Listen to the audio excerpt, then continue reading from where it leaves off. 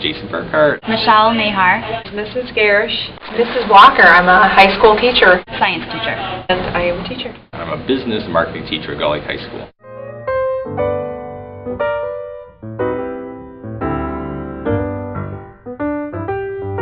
What does being a teacher mean to you? I think it means something different to me now than what it did when I first started teaching. It means helping students to achieve and learn all of the things that they should learn for science. I think the reason I went into teaching is to influence students and kind of work with students. Before I taught, I worked 2.5 years in being a cost estimator at a steel tubing company. So I sat at a desk in my office and worked in a spreadsheet and didn't really have much interaction with any person. Like most teachers, you start out really idealistic, and going through college classes, you're under this impression that you can change the world, basically, and then you get into the classroom and it's really different. And you can still influence people. I think that's part of it, is hopefully having an impact on people to help them find education and learning as important and meaningful as what you do. But I think with some of the newer legislation right now, being a teacher to me means something very different than what politicians and what society is trying to say. How much time do you spend per day grading papers? A lot more than I ever expected. Do it every day, but I would say probably per week, probably about 3 hours. Well over an hour, so maybe 2 hours. I would go by week. It'd probably take me about 5 to 6 hours a week. In class, when I have essays to grade, I might spend most of an entire weekend. I can spend a couple hours at a time sorting through different essays, different groups of essays. But I would think that on average, it's more realistic to say between an hour and 2 hours a day, every day. What's the hardest part of your job? The most tedious part is the grading. I think the hardest part is all of the paperwork, not even the grading, the evaluations, the preparation, the side things that are required, getting the writing requirement, the academic vocabulary requirement, the common exam. I've had some really difficult conversations before with students. And some of those may not seem that difficult, but for me it's hard to talk about dress code issues. It's actually really uncomfortable. I've had times where I've had difficult conversations with parents where they know, or I'm not sure if they know, that there's some drug use going on. I've talked to parents before for some of my students who have come to me about other personal issues and kind of worked as an intermediary for the student and the parent. That stuff's really difficult. Not having enough time to do everything that I want to do.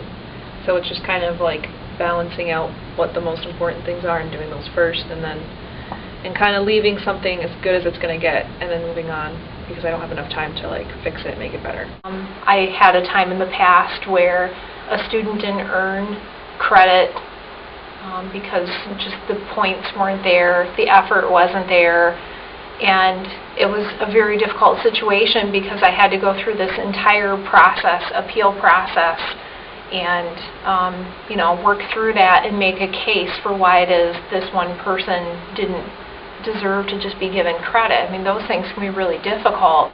Making the class how you want it to go, you have to adjust to change a lot, especially education is changing pretty fast now. You used to be able to just kind of teach whatever you wanted to teach and not really have to report that much. Now there's content standards you have to review to make sure you're teaching what the national, for me, business curriculum is, what the state curriculum is, and making sure you're accountable for everything. So there's a lot more paperwork, kind of aligning everything than there used to be. So that's difficult. How do you feel about the bill being considered in Lansing about teachers' pay being based off students' grades? It's crap. I don't think it's a good idea. I guess I can understand where it comes from, that there has to be some form of measure for evaluating teachers. Variables. You can't take out lack of effort on the student's part in their grade. You can't take out lack of parental involvement and support at home. So those are variables that you can't account for when you're assessing teachers on students' grades. I don't think what people realize is that it's not just a teacher who determines a grade or success or failure in student learning. The first person that has the most impact on that is the student, him or herself. I kind of get what they're trying to do, trying to attach teachers more to their job and, have them, give them incentive for doing their jobs better. I don't think you can solely base their raises and stuff on that. There's just so many other factors that play in it. As a parent, I'm still going to say this, parents are responsible too. And I have students right now that, in one case, a young person has been to school 3 times this whole trimester. If that student happened to come in and take the exam or whatever other situation might arise at a less than 2% based on all the work that we're doing for an overall grade, how can I be responsible for that? It's really difficult for me to take responsibility for some of those situations and say all of these things are going on, but somehow what you do or don't do is all because of me. I guess that would imply also that I get to claim success for every student that does well, too. Is there anything you'd like to add? No, I really do enjoy being a teacher. It is stressful sometimes because I think, in general, teachers really do want the best for their students.